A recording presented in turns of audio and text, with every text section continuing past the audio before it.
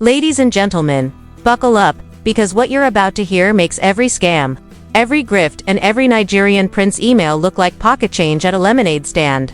Imagine this: you donate your hard-earned money to a grieving family, thinking you're helping with legal fees, healing, and justice. And instead, boom, that cash vanishes faster than your paycheck on rent day. Welcome to the circus that is Karmelo Anthony's family. Yes, the same family already under fire for their kid allegedly stabbing a high school athlete. But apparently, blood wasn't enough. They wanted your bank account to dot. Now here's the kicker. They didn't just scam a few $100, not even a few thousand. Nope. According to investigators, this GoFundMe ballooned to over $20 million. $20 million. That's not a fundraiser. That's the budget of a Marvel movie. And instead of saving their son's reputation, what do we get? Offshore accounts, luxury shopping sprees, hush money transfers, and what prosecutors are now calling a financial murder plot. Are you kidding me? So the question is simple, folks. Were donors helping a family in crisis, or did they unknowingly bankroll a criminal empire hiding behind sympathy? And if that's the case, how deep does this rabbit hole go? Stay tuned, because what we're about to expose makes reality TV look like Sesame Street. So here we are once again, in the land of scandals that make you question whether reality is even real anymore, because the saga of Karmelo Anthony's family has officially crossed into territory so bizarre that it feels like a Netflix true crime special waiting to happen, and maybe even a crossover episode with Tiger King just for the absurdity factor, because apparently it is not enough to have a teenage son charged with the brutal stabbing of a fellow athlete. Now we have parents accused of masterminding one of the most outrageous GoFundMe scams ever seen, and let me tell you, this thing is not small potatoes. This is not a neighbor faking cancer for a couple grand. No, this is a $20 million alleged con job wrapped in the disguise of heartbreak and desperation. And here is the kicker: thousands of regular people fell for it, hook, line, and sinker. And before you say, well, maybe they were innocent, maybe it was just sloppy accounting, let me stop you right there. Because investigators say this was planned down to the last detail, with shell companies, offshore transfers, and enough shady wires to make Wall Street blush. So picture this: the day after Karmelo gets arrested, his parents launch a fundraiser plastered with words like justice, healing, and community, and overnight donations start pouring in. Grandmothers with fixed incomes, students giving from their part-time paychecks, church groups, entire teams of sympathetic parents, and within days, this thing is exploding faster than a viral TikTok dance challenge. The donations keep climbing, and soon the total hits the millions. And while the public thinks, oh wow, this family is struggling, let's help them, the prosecutors paint a completely different picture. They show how within 48 hours of the first deposits, money was already being routed out of the country. Some wired to accounts in the Cayman Islands, others laundered through fake companies with names so generic they might as well be called Totally Legit Consulting LLC. And then the bombshell prosecutors display on a courtroom projector: a $250,000 wire sent directly to a man who just happened to be near the track stadium the night Austin Metcalf was killed, and the timing is so tight it almost feels scripted. Less than 12 hours after the stabbing, before a single legal bill even arrived, this payment went out. And when the jury hears that, they start shifting in their seats. Because suddenly this does not sound like a grieving family raising money for lawyers, it sounds like hush money, it sounds like payoff cash. And as the prosecutor flips through slides of transaction logs, the story gets darker. First, a $500,000 sent to Hong Kong before vanishing into a private crypto wallet, then $75,000 labeled as vendor fees to a company that does not even exist, then a $60,000 wire to a man whispered to be a fixer in criminal cases, and all of this happening while donors are still typing out supportive comments on the fundraiser page saying things like, "Stay strong, we believe in you," and the irony of those messages being side by side with receipts for jewelry, yachts, and high-end vacations is almost too much to process. And then it gets personal, because prosecutors bring in a witness, a former employee from the law firm Karmelo's family hired, and she is clearly nervous but determined, and she testifies that she was told to process an urgent retainer payment, but the money did not come from a bank account, it came directly from the GoFundMe balance. $250,000 drained straight out of donations. And when she raised questions about it, she was told, keep it clean, keep it quiet. And as her words echo through the courtroom, you can feel the tension rise, because this is no longer speculation. This is a professional saying, under oath, that donor money was misused. And then prosecutors reveal internal emails. One partner at the law firm even warned that this type of spending could be considered fraud, and guess what? That email was never answered, silence, just silence, and you start realizing this whole thing might have been orchestrated, not as a response to tragedy but as part of the tragedy itself. And while the defense tries to argue that these were legitimate family expenses, the jurors are watching a clean color-coded money trail with arrows connecting fundraiser accounts to shell corporations and back to family members, and each arrow seems to stab a little deeper into the credibility of the Anthonys. Because the more the prosecutors show, the less this looks like a grieving family, and the more it looks like an operation.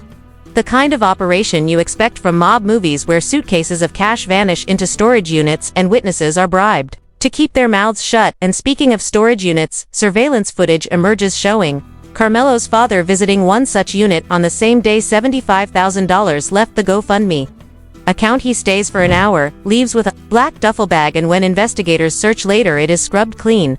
Not a single fingerprint, not a single scrap of evidence, and the emptiness of that room speaks louder than anything else. Because what could have been inside that bag, what needed to be disposed of so carefully? And while the father keeps a calm face in court, you can see the jurors leaning forward, connecting dots that the defense desperately tries to scatter. And outside the courtroom, the scandal takes on a life of its own. Hashtags explode demanding federal audits. News anchors argue about whether online fundraising can ever be trusted again, and donors who once shared the link proudly now demand refunds, with anger burning through their social media posts. One woman who gave $5,000 says she feels like she personally paid for a cover-up, and when she stares at the Anthony family in court, her face is carved with betrayal and disgust. And that is the real tragedy. Because every donation represented hope, and instead, that hope may have been weaponized to keep the truth buried. Prosecutors drive this home by unveiling a forensic accountant who calmly dissects the $20 million campaign like a surgeon. She explains how large anonymous donations, some from offshore banks, were funneled in and within minutes siphoned through layers of accounts, prepaid cards, and shell companies. She shows charts where the money zigzags across states and borders until it disappears into shadows, and she says flatly this was not sloppy bookkeeping, this was intentional obfuscation, every move designed to hide the true purpose. And when jurors hear that, words like sloppy or accidental fly out the window. Because now it feels like strategy, a deliberate strategy, and that is where the first day of real testimony leaves us. The prosecution has not just accused the family of theft, they have suggested that the money itself was tied directly to the murder, and the courtroom sits in silence, heavy with the possibility that a fundraiser meant to save a son was in fact fueling a conspiracy that ended a young man's life. The silence in the courtroom after that revelation is the kind that makes people hold their breath and glance at each other without speaking, because everyone knows the weight of what has just been laid out. And yet there is more, because prosecutors are not done. They call forward a federal analyst who has been piecing together the Anthony family's digital history, and what she presents is like gasoline poured over an already raging fire. She shows recovered text messages from mother that had been deleted but extracted from her phone 3 hours before Austin was killed, and the words on the screen make the jurors lean closer. One text reads, "Everything is in place, no more mistakes." Another reads, "Call when it's done." And the recipient of those messages was later traced to a prepaid phone that pinged near the stadium that same night. And this is where the entire tone shifts, because now we are not talking about suspicious money movements or bad accounting. We are talking about instructions and timing that line up with a murder, and it is hard not to think that this whole fundraiser was more than a financial scam. It was a funding mechanism for something far darker. The prosecutor does not shout, she simply lets the screen glow in the dim courtroom, while the words burn themselves into the memory of everyone watching, and the defense objects tries to argue context, tries to argue ambiguity, but the jury has seen the sequence: donation launched money, moved texts sent young man stabbed, and the picture looks damning. The forensic analyst then pulls up another piece of evidence, a set of surveillance clips showing Karmelo's father meeting with two men in a parking lot the same day. $75,000 was withdrawn from the trust account created with GoFundMe money. One man is seen holding a plain envelope, another slips it into his jacket, and while the footage is grainy, the timing and amounts match up with bank records perfectly. Prosecutors argue this is payoff money, an attempt to buy silence from people who might have known too much, and when the clip freezes on the screen, the jury does not need much narration. The implication hangs heavy like smoke, and then we get the testimony of a donor, a school teacher who gave $2,000 because she believed in helping a grieving family. She says through tears that she now feels like she paid for her own community's silence.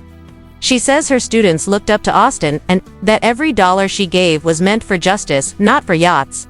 Not for gambling, not for bribes, and her words cut through the courtroom with more force than numbers or charts because they represent the raw betrayal ordinary people feel, and outside the building the public firestorm grows. News shows play the testimony on loop, hashtags calling for GoFundMe reform trend nationwide, and angry donors begin filing lawsuits demanding restitution. Prosecutors feed that fire by revealing that more than $500,000 was used for personal luxuries, including trips to Miami, high-end shopping sprees, and even a down payment on a property in Nevada under a shell corporation linked to Karmelo's uncle, a man with a past conviction for financial fraud. The narrative now is no longer just about a family under stress. It is about a criminal network using sympathy as a weapon, and as this image builds, the defense looks weaker and weaker.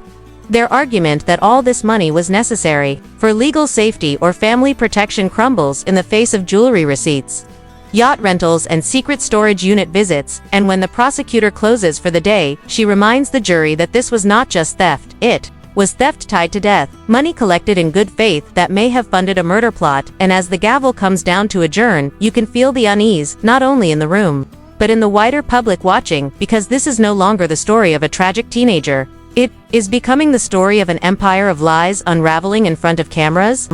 The unease grows heavier as the trial resumes the next morning and the media frenzy outside the courthouse is louder than ever, with reporters shouting questions about whether this is the biggest fundraiser fraud in history, while commentators on every major network debate if Karmelo's parents are criminal masterminds or simply desperate people who spiraled too far. But inside the courtroom, the mood is different. It is not loud, it is not chaotic, it is cold, focused, and tense, because prosecutors know they are close to building a picture that the jury cannot ignore. They begin with more financial records.